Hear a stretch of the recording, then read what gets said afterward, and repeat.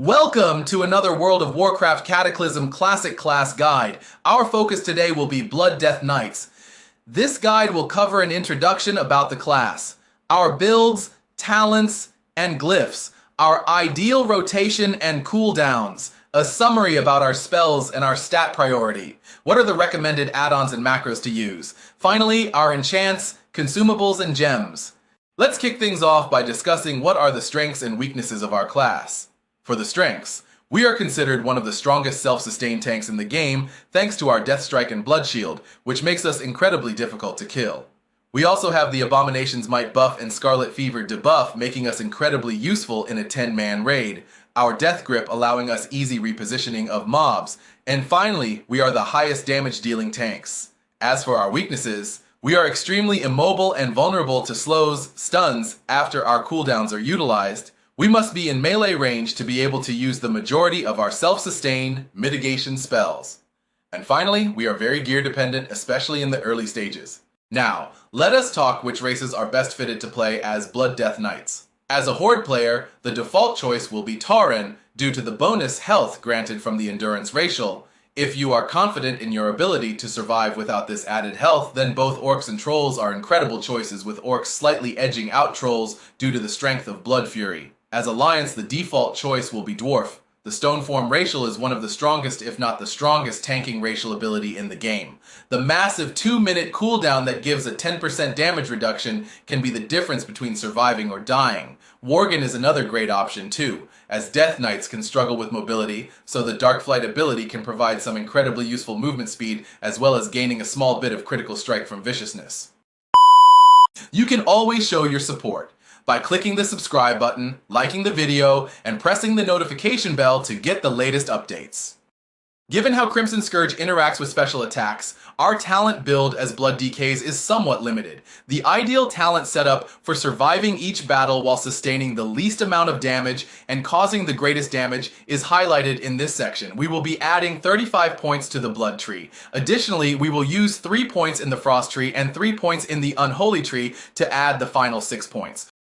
We will divide our points in the Blood Tree as follows: 3 points in Blade Barrier, 3 points in Bladed Armor, 3 points in Improved Blood Tap, 2 points in Scent of Blood, 2 points in Scarlet Fever, 1 point in Bone Shield, 3 points in Toughness, 2 points in Abomination's Might, 2 points in Sanguine Fortitude, 2 points in Blood Parasite, 2 points in Improved Blood Presence, 3 points in Will of the Necropolis, 1 point in Rune Tap, 1 point in Vampiric Blood, 3 points in Improved Death Strike, 2 points in Crimson Scourge, and finally, 1 point in Dancing Rune Weapon. As for the Frost Tree, we will add 3 points in Runic Power Mastery. For the remaining 3 points, we will add them in Epidemic Talent of the Unholy Tree. One simple clarification to add here is that this specification is primarily designed for raid boss encounters because it focuses on increasing our resilience and single target threat. If we're having trouble maintaining AoE threat, then we should shift 2 of our toughness points, 2 of our runic power mastery points, and 1 of our blade barrier point to virulence and morbidity. This will significantly increase the damage that both of our diseases and death and decay abilities, making it much easier to maintain threat on multiple targets. In this section, we will discuss some essential talents that we will utilize while playing as a Blood Death Knight. It's important to comprehend our key talents, as they are crucial for maximizing the performance of this build. Bladed Armor grants 6 attack power for every 180 armor we possess. Although this acts primarily as a passive damage boost, it effectively enhances nearly all of our abilities and turns our Earthen Potion into a minor DPS cooldown. Improved Blood Tap significantly shortens the cooldown of our Blood Tap ability, which we will frequently use to convert blood runes into death runes, and more critically, to instantly refresh our runes. The more death runes we have, the more death strikes we can utilize, which is our main self-sustain ability. Bone Shield provides us with a buff that has 6 charges, where each damage instance we take while it is active consumes a charge. As long as we have at least 1 charge active, it lowers our incoming damage by 20% and increases our damage dealt by 2%. When combined with Glyph of Bone Shield, it also grants a small boost to our movement speed. Abomination's Might boosts our melee attack power by 20% and ranged attack power by 10% for everyone in our party and raid, in addition to increasing our strength by 2%. Sanguine Fortitude enhances the damage reduction of our Icebound Fortitude spell by 30% and eliminates the runic power cost. Improved Blood Presence raises our rune regeneration rate by 20% and decreases the likelihood of being critically hit by 6% while in Blood Presence. The quicker rune regeneration is vital, as we always need our runes to be readily available. Vampiric Blood increases our maximum health by 15% and boosts the healing we receive by 25% for a duration of 10 seconds. This significantly amplifies the healing we receive from both healers and Deathstrike. Rune Tap immediately converts one of our blood runes into 10% of our maximum health. Will of the Necropolis. When a damaging attack reduces our health below 30%, our Rune Tap ability will instantly refresh at no rune cost. Additionally, we will experience a 25% reduction in damage for the following 8 seconds. This effect has a cooldown of 45 seconds. Improved Deathstrike enhances the damage dealt by our Deathstrike ability by 120%, its critical strike chance by 30%, and the healing it provides by 45%. Deathstrike is our main Unholy and Frost rune spender and serves as our primary self-sustain method, so maximizing its impact is always beneficial. Crimson Scourge raises the damage of our Blood Boil ability by 40% and grants a 10% chance for our melee hits against a target affected by Blood Plague to make our next Blood Boil free. This talent can be triggered not only by auto attacks, but also by special abilities, including Death Strike and Heart Strike.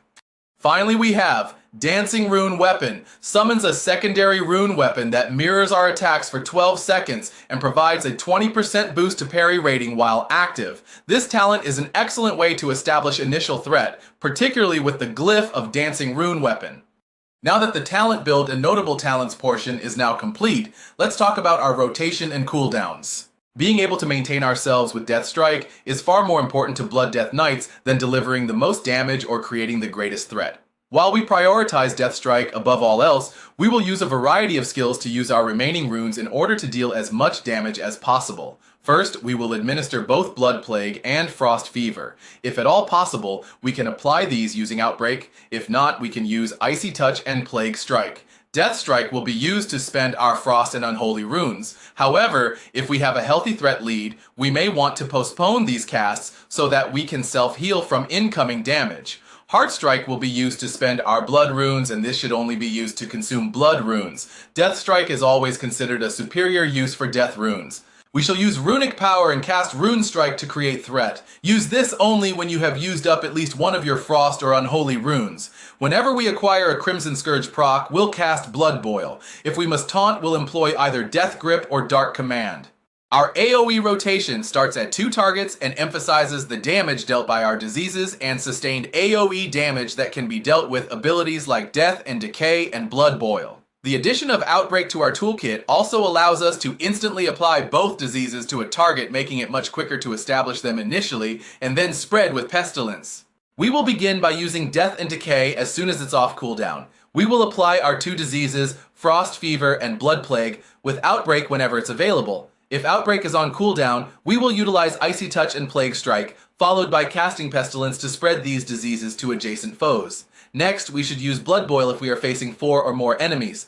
Otherwise, we will employ Heart Strike to consume our blood runes, and we will cast Blood Boil whenever we receive a Crimson Scourge proc. After that, we will use Blood Boil when both our Blood and Frost runes are accessible. Following this, we will cast Rune Strike to generate threat and utilize Runic Power, but only when at least one of your runes has been used. Finally, we will cast Death Strike when it's essential for survival against incoming damage.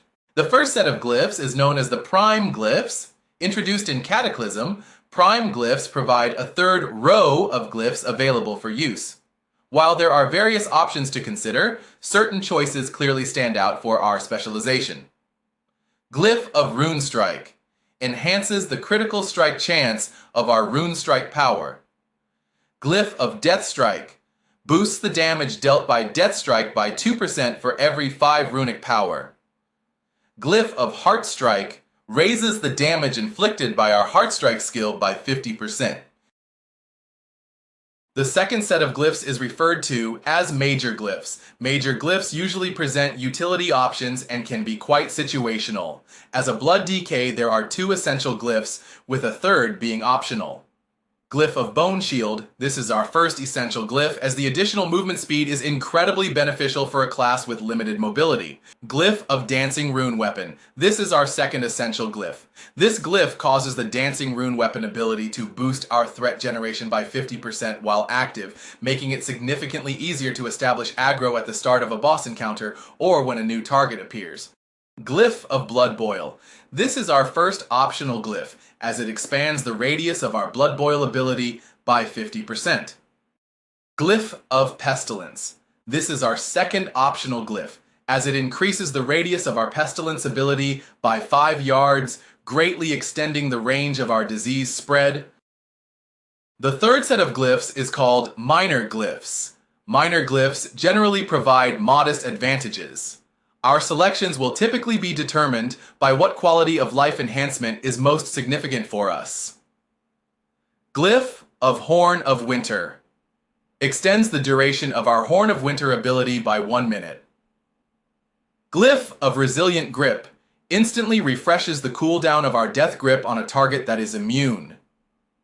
Glyph of Deathgate. Shortens the cast time of our Deathgate ability by 60%, enabling us to return to Ebonhold much more rapidly. Blood Death Knight is the king of defensive cooldowns, and knowing how to use them effectively will greatly impact both our own survivability and the amount of strain we place on our healers. Therefore, it is crucial to have a solid understanding of how each cooldown works in order to maximize your effective HP and overall survivability.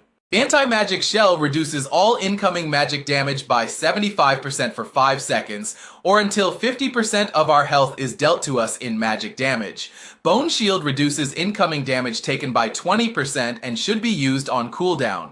When paired with Glyph of Bone Shield, it will also grant us some movement speed. Vampiric Blood increases the healing we receive by 40% while glyphed. This is a great way to react to large, consistent amounts of damage. Pairing this with Empower Rune Weapon can also help us survive a prolonged phase of heavy incoming damage, as our self-healing abilities like Death Strike, Death Pact, and Rune Tap also benefit from this. Rune Tap converts a blood rune into 10% of your max health. Rune Tap has a relatively short cooldown and can be refreshed by Will of the Necropolis, so do not hesitate to use it. Icebound Fortitude reduces all incoming damage by 50% for 12 seconds. Empower Rune Weapon instantly refreshes all of our runes and grants us 25 runic power.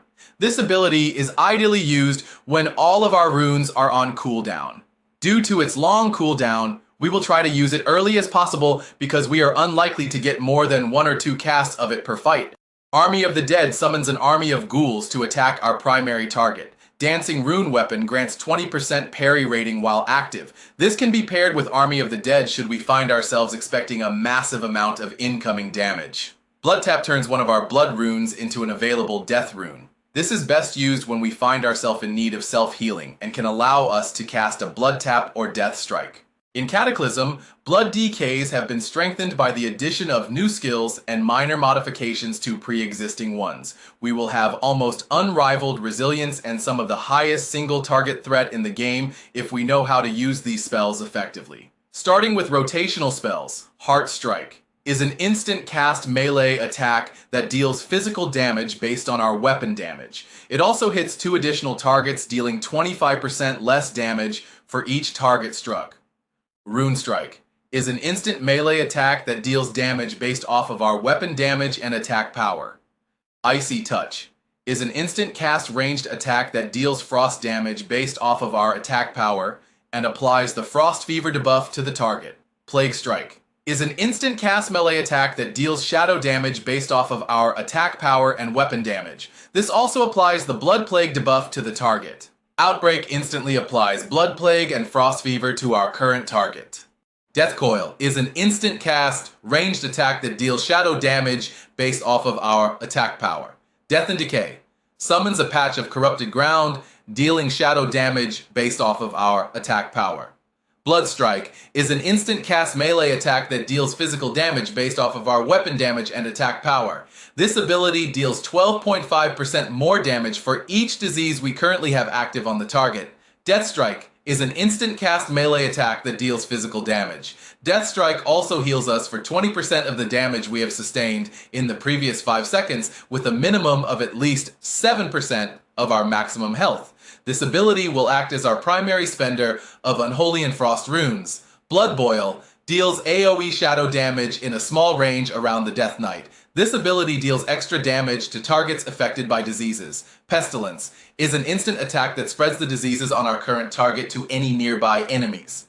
We Death Knights have been granted a variety of utility-based tools, such as the iconic Death Grip, in addition to the numerous rotational abilities and cooldowns. These tools in question are Chains of Ice, slows the target by 60% for 8 seconds, and afflicts the target with Frost Fever. Mind Freeze is a 10-second cooldown short-range interrupt that allows us to disrupt spellcasting. Having the ability to interrupt is incredibly powerful, especially in emergency situations. Death Pack instantly sacrifices our ghoul, healing us for 25% of our maximum health. Be aware of having our ghoul active before attempting to use this ability. Horn of Winter is an instant cast spell that generates 10 runic power and increases the strength and agility of all nearby party or raid members. Raise Dead summons a ghoul that will fight by our side for 1 minute. Death Gate opens a gate that allows teleportation back to Ebb and Hold. As Death Knights, we can employ strong Runeforges to enchant our weapons and give them special perks. Traditional weapon enchantments are replaced by these Runeforges. Rune of Lichbane makes our weapons deal 2% extra weapon damage as fire damage or 4% extra weapon damage against undead enemies.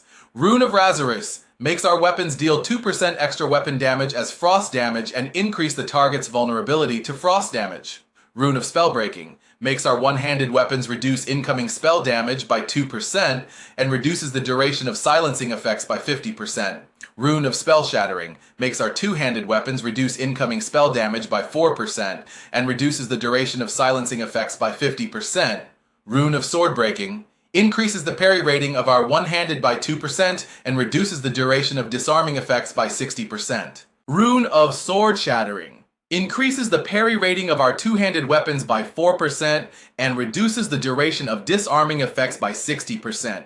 Rune of the Fallen Crusader provides our weapon with a chance to heal us for 3% of our total health and increase our strength by 15% for 15 seconds. Rune of the Nerubian Carapace increases our one-handed weapons armor by 2% and our total stamina by 1%. Rune of the Stoneskin Gargoyle increases our armor by 4% and our total stamina by 2% when applied to the two-handed weapon. The stat priority for Blood Death Knight is as follows. 1. Mastery. 2. Stamina and Strength. 3. Hit rating to cap 8%. 4. Expertise rating, 26 expertise cap. 5. Dodge and parry. 6. Haste rating. Mastery. For Blood DKs, Mastery gives Blood Shield, which causes our Death Strike ability to grant us an Absorb Shield based off of our Mastery. At level 85, 180, Mastery rating equals 1% Mastery. Stamina and Strength. Stamina and Strength are the two primary stats we should be focusing on, with an emphasis on stamina while gearing. Strength increases our attack power and grants parry equal to 27% of our strength. Stamina, while still mostly a tank stat, also now increases our damage thanks to the addition of Vengeance, which causes us to gain attack power equal to 5% of the damage we've taken, and up to a total of 10% of our total health. DKs have multiple tools that act as multipliers on stamina, such as Veteran of the Third War and Rune of the Stoneskin Gargoyle. At level 85, 1 strength equals 2 attack power with Abomination's Might, and 1 stamina equals 12 health. Hit rating. Hit rating causes our abilities to be able to hit the target. Our Death Strike and Blood Shield are still ideal to land our attacks and maximize our DPS and threat. At level 85, 120. Hit rating equals 1% hit chance. Expertise. Expertise reduces the chance that the target will dodge or parry our attacks. At 26 rating, we will have completely removed any boss level mob's ability to dodge our attacks. While playing a tank, we will almost exclusively be in front of the boss, so this will not completely remove the ability for our attacks to be avoided, but our focus should be on maximizing our mastery. Veteran of the Third War also provides us with 6 free expertise, making reaching that initial soft cap of 26 much easier. Dodge and parry rating. Dodge and parry both provide a chance to entirely avoid an incoming attack. Parry works almost identically to dodge, so ideally, we will have a relatively even amount of dodge and parry rating. Mastery, however, is much stronger, so consider reforging any of these two stats to maximize the amount of mastery we can have on our gear. At level 85, 177 parry rating equals 1% parry, 177 dodge rating equals 1% dodge, 1 strength equals 0.3 parry rating. Haste rating. Haste rating is our most highly sought after secondary as it causes our runes to regenerate faster, allowing for more rune spending abilities, namely Death Strike. This also scales incredibly with our improved blood presence talent. At level 85, 129, haste rating equals 1% haste. Death Knight is a class with a constantly changing set of priorities that can at times be hard to keep up with, but add-ons can greatly simplify this process by allowing us access to additional information to track our resources and various other things. There are many add-ons that also have the out-of-combat functions which greatly improve our quality of life while on Azeroth. Here are some key add-ons to choose from, starting with Weak Auras, which is crucial regardless of the specialization we're playing because it tracks our runes efficiently. Leatrix Plus, which automates a ton of what would typically be small inconveniences throughout the game. Reforge Light Classic, which greatly simplifies the process of reforging. Deadly Boss Mods, which gives us raid and dungeon warnings that will help us best deal with various mechanics. Details Damage Meter, which allows us to break down the damage dealt and taken. Spell Activation Overlay, which is an incredible way to track our procs for things like Killing Machine or Sudden Doom. Item Rack, which allows us to quickly swap between both individual pieces of gear and entire sets. And finally, Threat Plates, which allows for a ton of customization of enemy nameplates.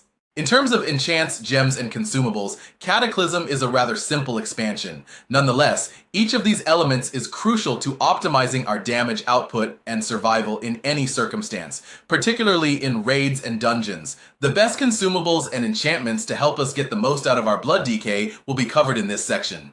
We'll start with enchants. The Arcanum of the Earthen Ring will be used for the head. We will utilize the Greater Inscription of Unbreakable for the shoulders. We will apply the Enchant Cloak of Protection on the back. We'll use the Enchant Chest of Peerless Stats on the chest, the Major Stamina Enchant of Bracer for the bracers. We'll utilize Enchant Gloves of Greater Mastery for the gloves.